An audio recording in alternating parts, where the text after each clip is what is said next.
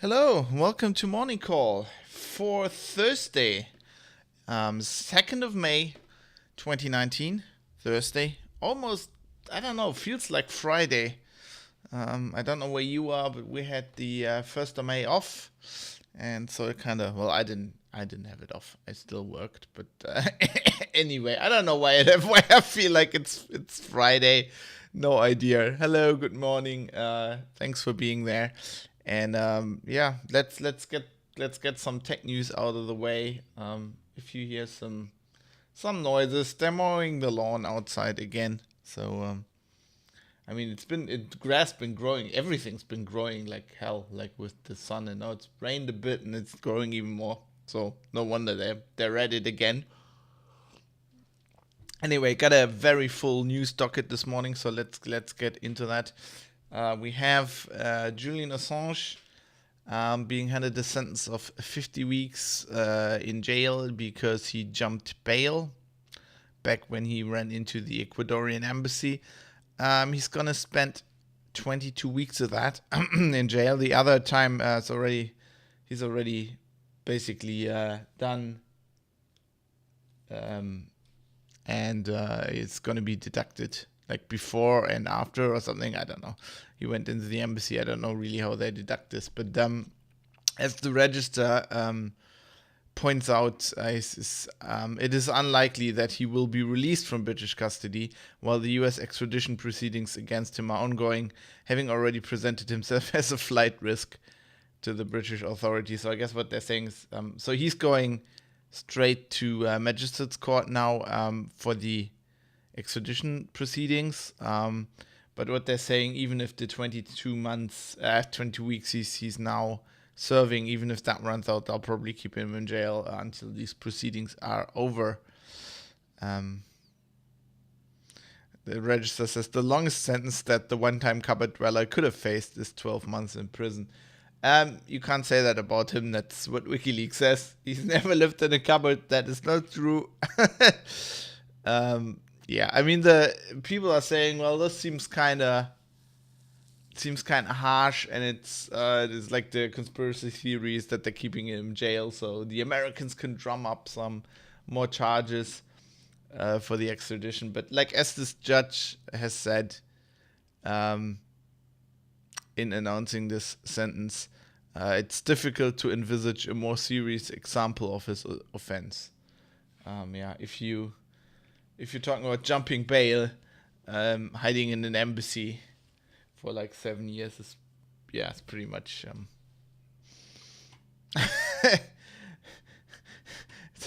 it's probably the worst thing you can do where the state is concerned. Apple has announced their quarterly earnings, and they are down. Register saying Apple iPhone sales down by double digits, Mac sales knifed by Intel CPU constraints. So as expected, revenues declined 9% over the year. Services were up 60%, but I guess they still make a lot more money by hardware, so that services thing is not compensating for it. Apple CEO Tim Cook blamed the sales decline on incoming headwind from weaker foreign currencies and CPU shortages, which made it difficult to produce as many devices as Apple wanted. I don't know. I don't feel like...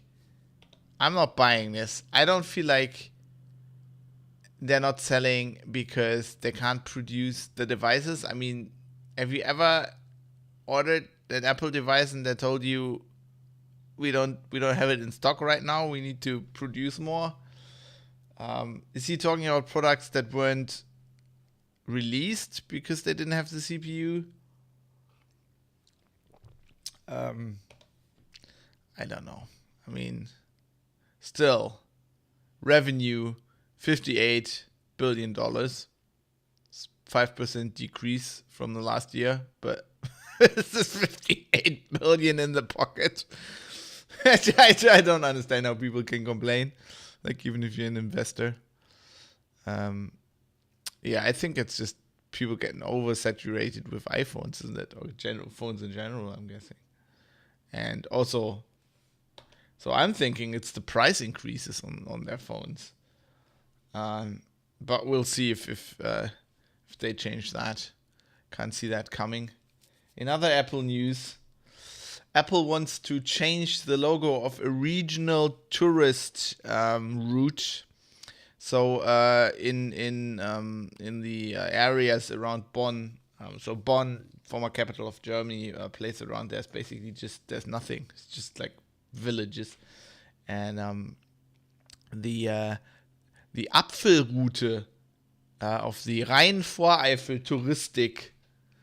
So this is like an area on the Rhine when there's nice villages and they're growing apples, and so they made this apple route which you can drive along with your bicycle, and the logo is kind of an apple, and I guess it has like this apple leaf shape at the top. Now Apple is saying, "Oh, this is confusing with our trademarks. You need to change this." This is hilarious to me because back when I lived in Bonn, there was a story in the local news, which I, even before I was a journalist, kind of reported on and had an interview with the people involved for our Linux Outlaws podcast, where Apple wanted to change the name and logo of a local cafe, which was called the Apfelkind, and it also, like, Apfel is apple in German, and they also had an Apple logo, of course. And so I don't know, the businesses in Bonn, or this is like I think this is like a regional government thing. Yeah. So they tried to trademark this, and Apple objected. But they, there's still a so there hasn't been, nobody has said anything about this because there's still a settlement thing out of court running, which is probably why they're not talking. Yeah, it's like in the Golem actually has a story about this Apfelkind thing. Yeah, I remember the logo. I still have one of their mugs. When I went there, I bought one of the mugs. Should have really used that for my morning coffee this morning. I'm not up on my game. Anyway, back then Apple kind of there was coverage in the press, and Apple kind of backed down. We'll see how this goes. There's something about the Bonn region where they're just picking fights with Apple. I don't know. AMD also not happy about their numbers, I guess. They have, decreasing revenue. 10% decrease in turnover and 29% less revenue compared to the last quarter of 2018. Still making $1.27 billion US, but 29% revenue decline is quite a lot. They're hoping it's gonna get better. I don't know what that's about. They should have sold more with Ryzen, I guess. Maybe it's the names. I'm saying it's the names. Ryzen, Threadripper. I don't know. They they need better names at AMD. Yeah, so they are also not not doing bad, but could be doing better. Facebook is going to redesign their website, or they have redesigned their website. The F8 conference is currently going on, and they have a new design called FB5, which looks a lot like Google Plus, to be honest. I was going to say now that Google Plus is dead, they can rip it off. But I mean, I think they've worked on this design a lot longer. There's been talks that like they've redesigned their whole back end because basically it wasn't working anymore. They actually said about this, so it's Heiser reporting on this day. They said about the old website. Where was it that they had to download? Like I think so.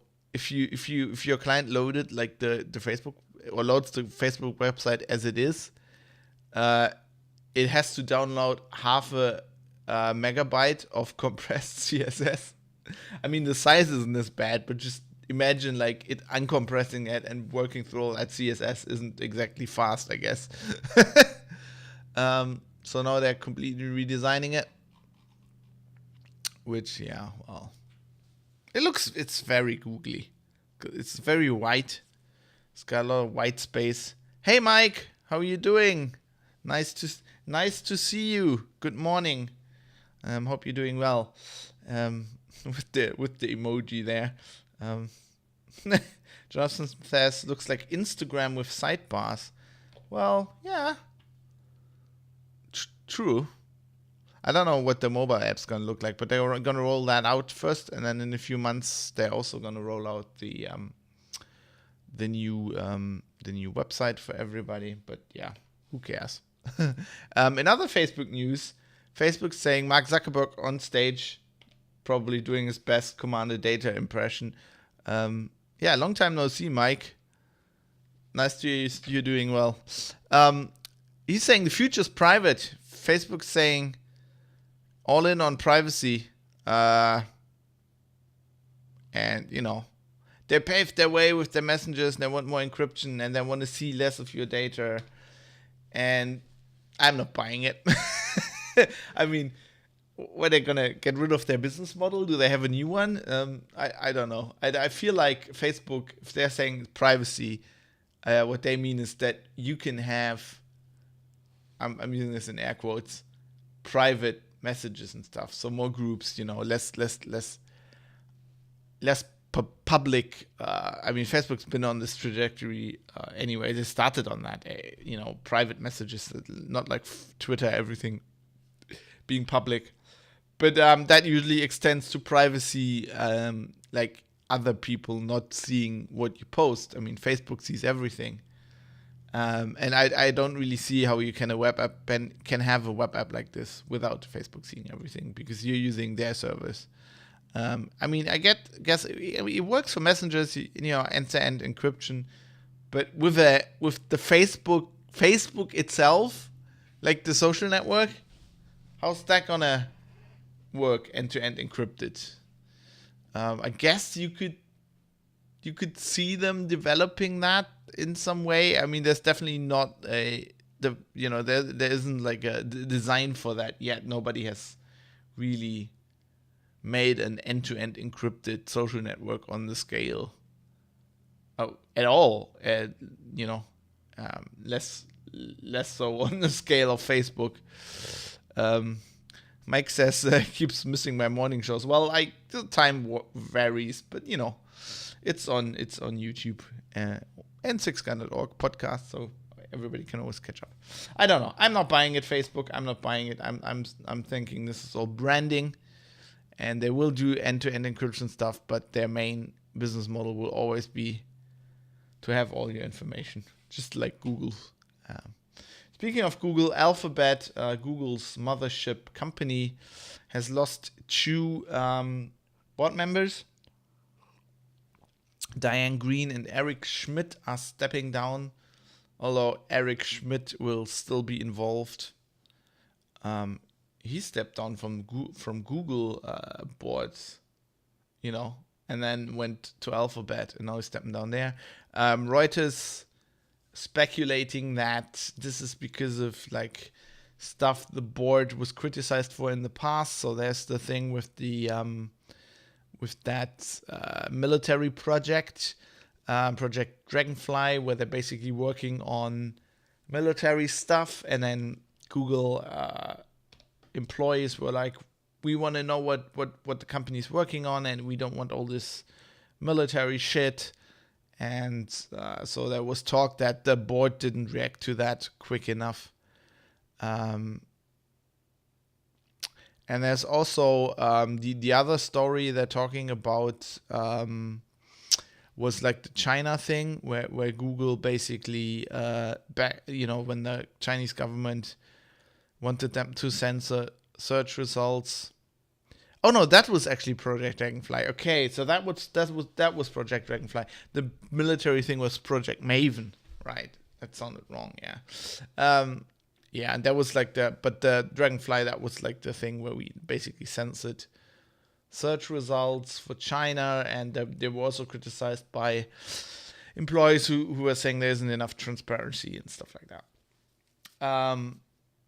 Yeah, so who knows what that means. A new board member that's joining them is a guy called Robin Washington, who was head of finances for the biotech company Gilead Sciences.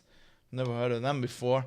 I'm guessing that's a biblical reference, not a Dark Tower one. Although if they were called like Gunslinger Sciences, that would be a lot better. That'd actually be cool. Then there's reports that Citrix has been breached. Their internal network was breached by hackers who went undetected for 6 months and stole business information. Citrix, of course, big virtualization software company, also makes security software. And so this apparently wasn't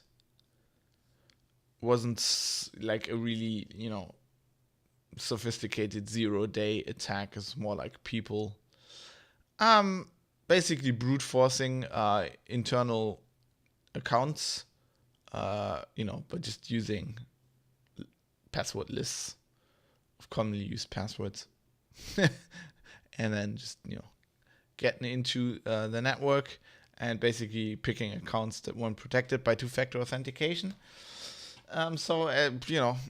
Citrix falling prey there to techniques that pretty much any company, you can pretty much attack any company with. Not good for a company that also makes security software, though. There's not much more information about this yet. They wrote to California's Attorney General and reported this. And the access apparently was from October 13th to March 8th, and they discovered this 2 days. So discovered this on March 6th apparently, and then immediately alerted the FBI. I guess we'll get a postmortem about this and hear more about this in the future. German researchers have discovered how to spoof signatures in emails. Some guy called Fabian Scherschel reporting for Heise on this. So basically a group of researchers from German universities, including Sebastian Schinzel, who discovered eFail, and also a colleague of mine, IT security journalist Hanno Böck, was also involved in this. And they basically discovered they didn't break the crypto. What they did was basically break how different email clients handle. I think they look at 22 or something like that. On like Windows, Linux, Mac OS, iOS, pretty much any platform, how they handle like odd things. Like there are ways you can basically send a message in the name of somebody else, and then you have intercepted an email that they've actually signed, so another text that they've signed. And then there's ways to include that in your message so the receiver doesn't see that other message, which has a completely different context. And the receiver would notice that you just intercepted another signed email. But then email clients kind of break and say, oh, well, that whole message is signed and is okay. And then you can basically, you can make a random message and then any message you want, basically, and then make it appear that was signed. And there's different tricks, both with SMIME and PGP signing. How you can do this, how you can get, how you can put several messages together. There's ways how you can manipulate the MIME format. There's ways how you can make it appear that so you have a message, you pretend it's from another sender, you sign it with your key and your email address, but it will look to the receiver as if the guy you're pretending to send that message from. So I'd be going, okay, this message is from Bill Gates, and it'll look like, Bill Gates' ID email address had signed that message, even though it was my address and my key. And then there's also ways how you can, some of these have been known before, how you can attack these email programs by including HTML and CSS in the mail, and then basically manipulate the UI of the email client, which is also often using HTML. I mean, this is also web clients they tested web clients as well, and some of them are vulnerable to this. So lots of attacks. So basically the BSI, the Bundesamt für Sicherheit in der Informationstechnik, the German government office for IT security, they're responsible for the government IT systems and their security. They're saying this has been fixed. This has been responsibly disclosed. So all the email clients should have fixed this weeks ago. So, take care to update your email software. It's always a good idea.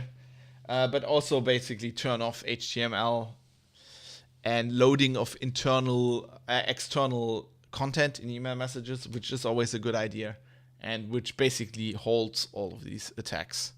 And as we often see, that just prevents a lot of attacks on email. Something like eFail as well. So just be aware of that. Just because that mail looks signed doesn't mean it is actually signed by the person it says it's signed by. Bloomberg Business News has reported that Vodafone detected a backdoor in Huawei equipment. This is in Vodafone Italy, in a network in Italy. That's what Bloomberg reported. The Register clearing this up and saying that backdoor, even according to Vodafone, which the Register asked, was a telnet, an undocumented telnet access that was built into the device, which, technically is a backdoor. Speaking as IT security specialist, I mean, that is a backdoor. But it's not like it's most likely not a spy backdoor. It's just, as Vodafone says, this was nothing more than a failure to remove a diagnostic function after deployment, which happens a lot. Happens to a lot of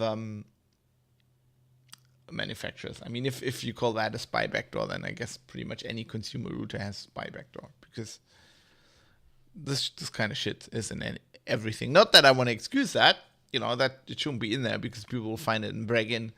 But in the whole climate of Huawei and Chinese spying, them allegedly being an arm of the Chinese government and wanting to spy on all our 5G networks, that's not it, as the Register says.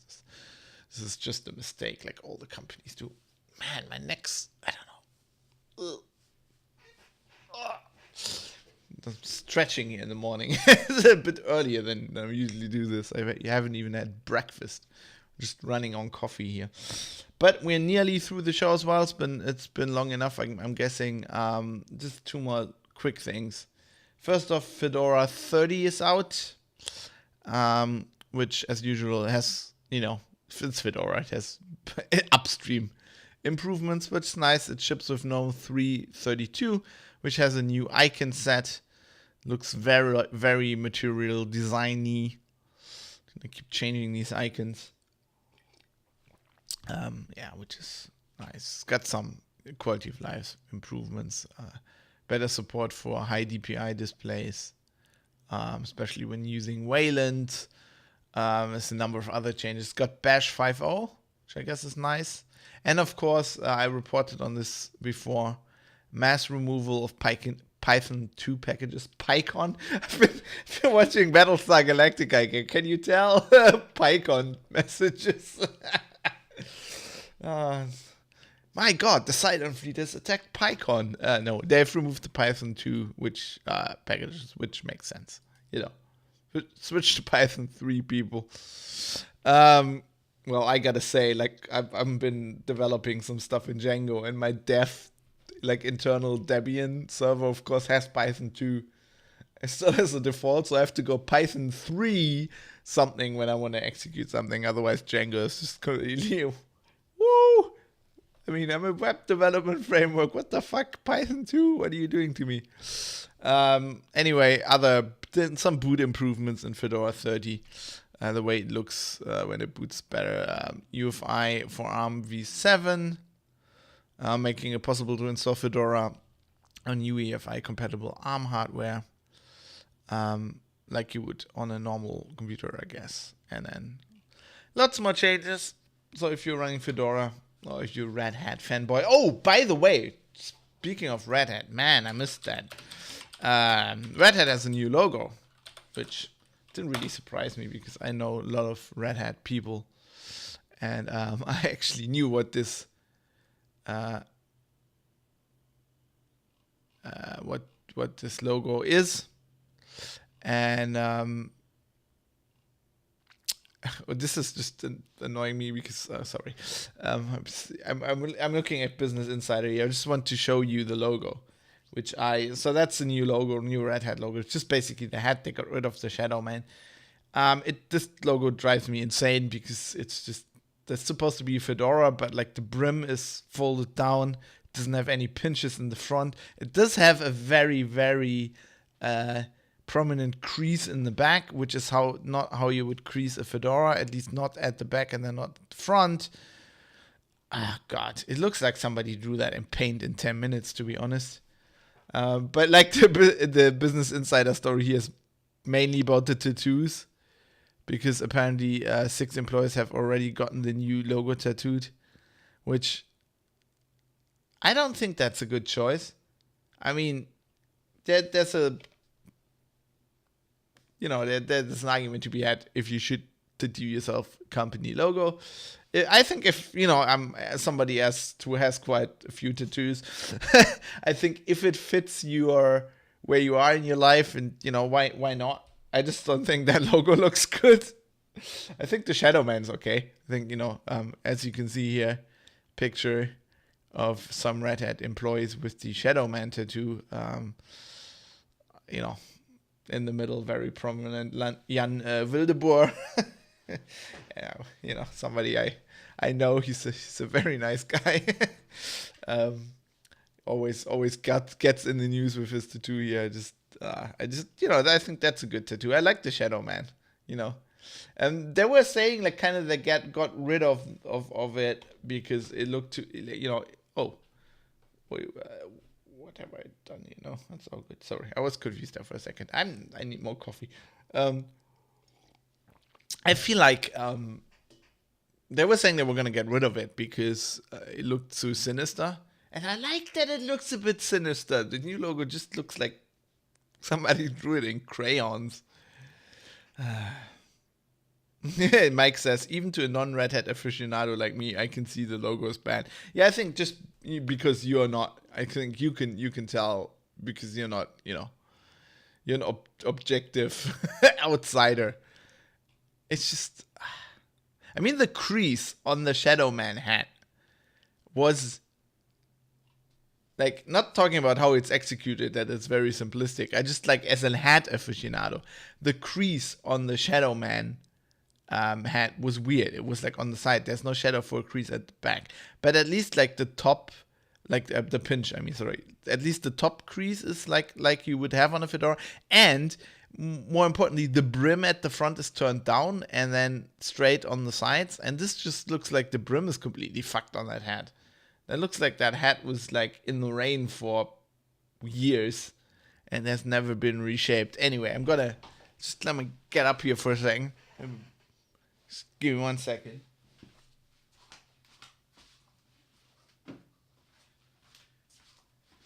Just as a reference for the designers at Red Hat, right? This is how you crease a Fedora, right? You know, front brim needs to be turned down. Usually the back brims turn up, you know. You need pinches in the front. That's where your head gets its character. And then, you know, like the top, you don't want to, like, you know, if you compare that to the logo, like that you don't want to like crease in the back like that, right? That's not how it works. I could have given them this hat, like, you know, I would have been honored if Red Hat had, like, you know, used this proper styled Fedora to make them, you know. Anyway, don't get me started on hats. But there's a thing that's even worse than the new Red Hat logo. That is, sorry, I'm kicking everything over here. That is a trailer to the new Sonic the Hedgehog movie, which one pundit on Twitter described as being pure cancer. And I will have to agree, because, I mean, we saw, like, it's CGI, it's Sonic, right? And just the way, I mean, the top works, but like, look at his ass and his legs. The legs are too thin. It looks like they're the legs of a normal human, like obviously blue and stuff. But then like the head is like the you know, the upper body is like the normal. It's just, I mean, and then that's just how it starts, and then what's Michael Hogan doing in this movie anyway? And then you get like Jim Carrey with a mustache. I mean, I kind of like it. It's kind of, I like his haircut as well. I could pull off that look. I already have the haircut. I just need that mustache. My wife would kill me. But I mean, I mean, that I would kind of like that. I mean, Jim Carrey with that mustache is kind of cool.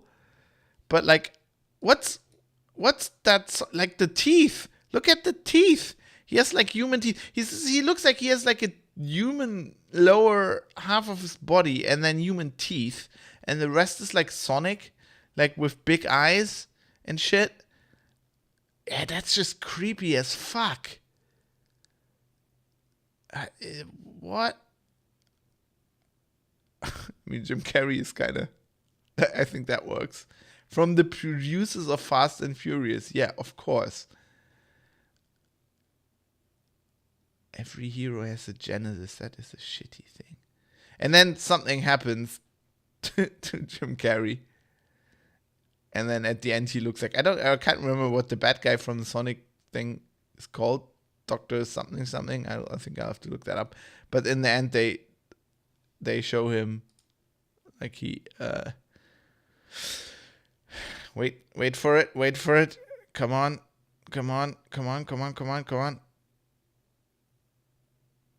There. Yeah, he just looks great. He looks like the villain. What's that villain called? God. Now I have to look this up. Sonic the Hedgehog. Dr. Robotnik, that was it, right? And he does look like in the end he doesn't have hair and his mustache is somehow bigger. But yeah, Mike coming in there. He's pulling that off.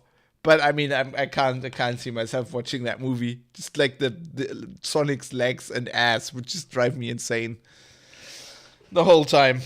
Anyway, hope you are having a good day. That's it for me for today. that's your tech news as usual. I'll be back tomorrow with more tech news and more hat commentary. Maybe we can get Red Hat to rethink that logo. Until then, have a good day, and I will see you tomorrow. Goodbye.